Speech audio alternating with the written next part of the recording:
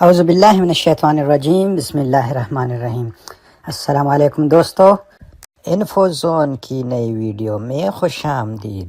دوستو، کیکڑا one drilling سے خبر آئی ہے کہ امریکی کمپنی ایکزن موبل جو ڈرلنگ کا کام کر رہی تھی، اس نے جو رپورٹ وزیر اعظم کو جمع کروائی ہے، اس کے مطابق پاکستانی سمندر میں تیل اور گیس کی دریافت کی تمام امیدیں دم توڑ گئی ہیں۔ ایکزن موبل کا کہنا ہے کہ پاکستان کے سمندر سے تیل اور گیس نہیں نکلا۔ دوستو، یہ بڑی دلچسپ بات ہے کہ آج سے کئی مہینے قبل یہ پیش گوئی خود ایکزن موبل کی جانب سے کی گئی تھی کہ وہ 17 سالوں بعد پاکستان میں ڈرلنگ کرنے جا رہے ہیں، جہاں تیل اور گیس کے وسیع ذخائر کی دریافت متوقع ہے، اور یہ دریافت دنیا کی دوسری بڑی دریافت ہوگی۔ اور یوں امریکہ کی اس کمپنی نے $100 ملین سے زیادہ کی سرمایہ کاری پاکستانی سمندر میں تیل کی دریافت پر کر دی، مگر تیل نہیں نکلا۔ یہ کیا معاملہ ہے کہ آخر تمام تر پازیٹیو رپورٹس کے بعد پاکستان سے تیل اور گیس کے ذخائر کیوں دریافت نہیں ہو سکے؟ مزید ڈسکس کرنے سے پہلے نئے آنے والے دوستوں سے گزارش کی جاتی ہے کہ اگر آپ نے ابھی تک ہمارا چینل سبسکرائب نہیں کیا تو برائے مہربانی ریڈ بٹن دبا کر سبسکرائب کریں اور گھنٹی کا نشان لازمی دبائیں تاکہ آنے والی ویڈیو آپ کو وقت پر مسلسل ملتی رہے۔ دوستو، امریکہ کو تیل کا نشہ ہے۔ جہاں تیل ہوگا، امریکہ خود بخود وہاں پہنچ جائے گا۔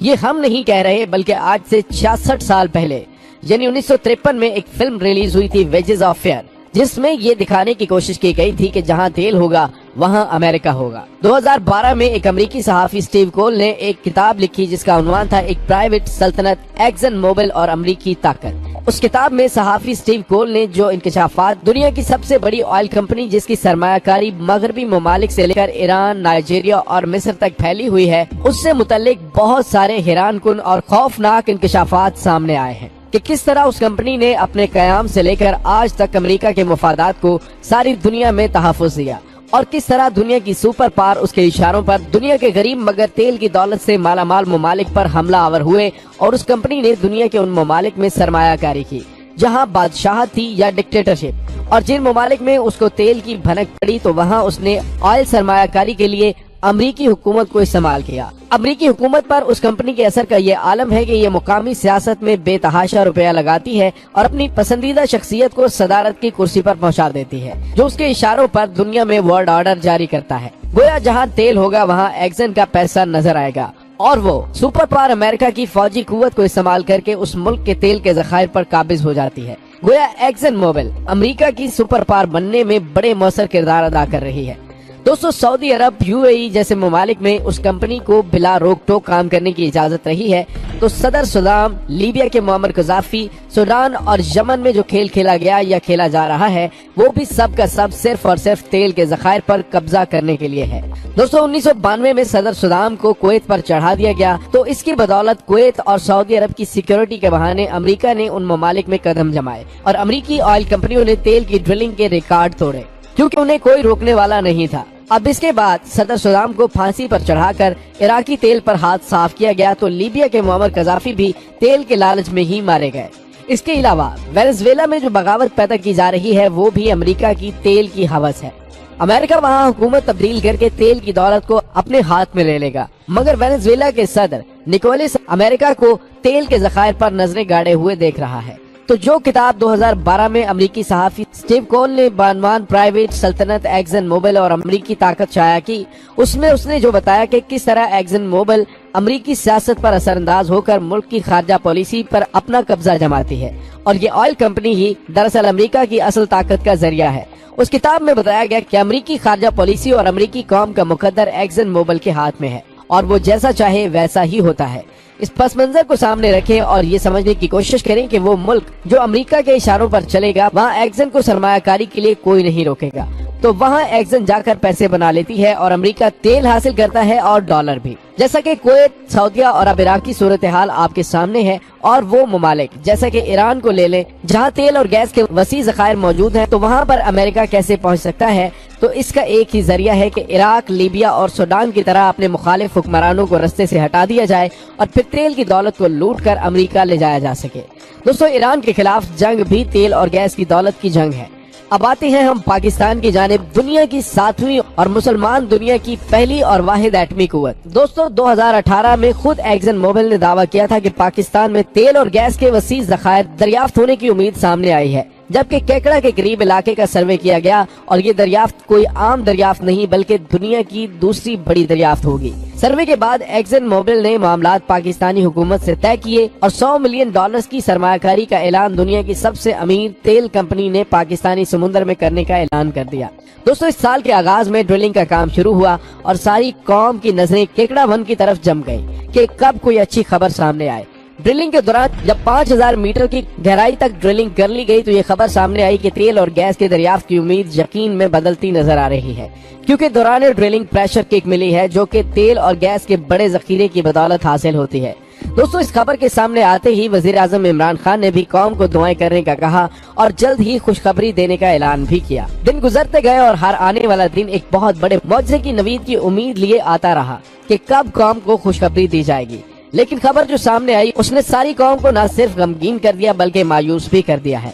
जी हाँ, एक्सन मोबिल कंपनी ने अपनी रिपोर्ट में ये बताया है कि तेल और गैस के वो ज़खायर जिसकी तलाश पर उसने $100 मिलियन लगाए वो कहीं नहीं मिला। ये खबर सारे पाकिस्तान में बिजली बनकर गिरी। कुछ ने उसको अल्लाह की रजा तो किसी ने इमरान खान पर तनकीद को जरिया बनाते हुए इमरान खान पर कौम को गुमराह करने का इल्जाम भी आयद कर दिया और कहा कि इमरान खान झूठी तसल्लियां देते रहे। लेकिन एक बहस जो कहीं भी नहीं हो रही और ना ही बिकाऊ मीडिया करेगा कि तेल की तलाश पर कौन सी कंपनी लगी हुई थी। वो कंपनी जो सिर्फ वहाँ सरमायाकारी करती है जहाँ अमेरिका नवाज हुकूमत हो और जहाँ अमेरिका मुखालिफ हुकूमत हो, वहाँ पहले दुनिया की सुपर पावर अपनी फौजी ताकत से उस मुल्क के हुक्मरानों का तख्ता उलटती है, जिसके बाद एक्सन मोबिल कंपनी, जिसे अमेरिकी सियासत का बेताज बादशाह कहा जाता है, अपने पांव जमाती है। जैसा कि आपने ईरान लीबिया के मामले में देखा, एक्सन मोबिल उस मुल्क में कभी भी सरमायाकारी नहीं करती जहां अमेरिका की कठपुतली हुकूमत ना हो।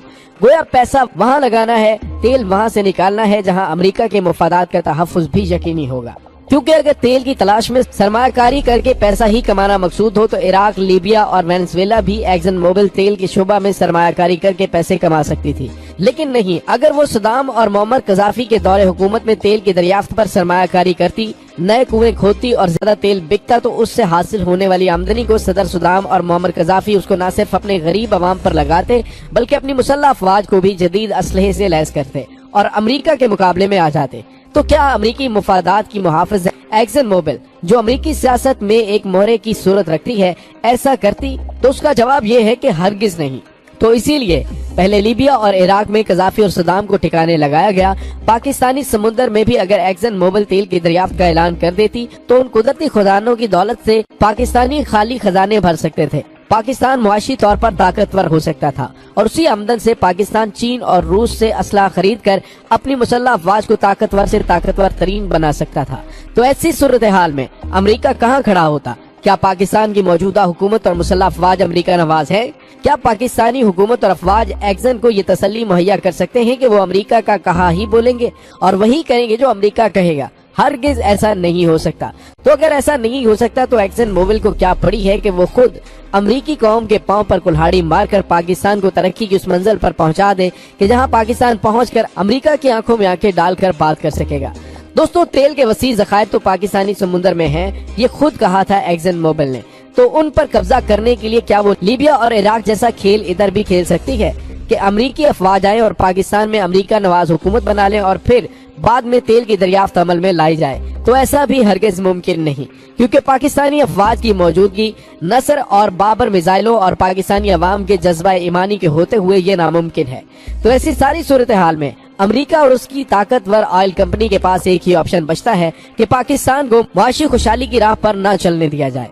दोस्तों, तेल की दरियाफ्त जिससे बीमार मईशत में जान पड़ सकती हो, क्या वो दरियाफ्त हो सकती है? और वो भी पाकिस्तान के असली दुश्मन अमेरिका के हाथों? हरगिज ऐसा नहीं हो सकता। दोस्तों, मेरी आज की वीडियो उन लोगों के लिए है जो इमरान खान को तनकीद का निशाना बनाकर ये कह रहे हैं कि उन्होंने कौम को उम्मीद क्यों दिलवाई, और उन पाकिस्तानियों के लिए भी है कि मायूस ना हो, क्योंकि दुश्मन इस कौम को सिर्फ और सिर्फ मायूसी से ही शिकस्त दे सकता है। अल्लाह ताला इंशाल्लाह कोई न कोई हल और तदबीर जरूर निकालेगा। इस दुआ के अल्लाह ताला मुल्क खुदादात की जमीन में छुपे हुए खजानों से पर्दा उठा दे ताकि इस्लाम के नाम पर बनने वाली मुमलिकत पाकिस्तान पूरी दुनिया के मुसलमानों के हुकूक का तहफ़्फ़ुज़ यकीनी बना सके। नाज़रीन, हम उम्मीद करते हैं कि हमारी वीडियो आपको पसंद आई होगी। वीडियो को लाइक करें, अपने दोस्तों के साथ फेसबुक, व्हाट्सएप और ट्विटर पर लाजमी शेयर करें। कमेंट्स में अपनी राय का इज़हार करना ना भूलें। اپنا، اپنے گرد و نواح کا، اپنے رشتہ داروں، اپنے دوستوں کا بہت سارا خیال رکھیے گا۔ اگلی ویڈیو تک اللہ حافظ۔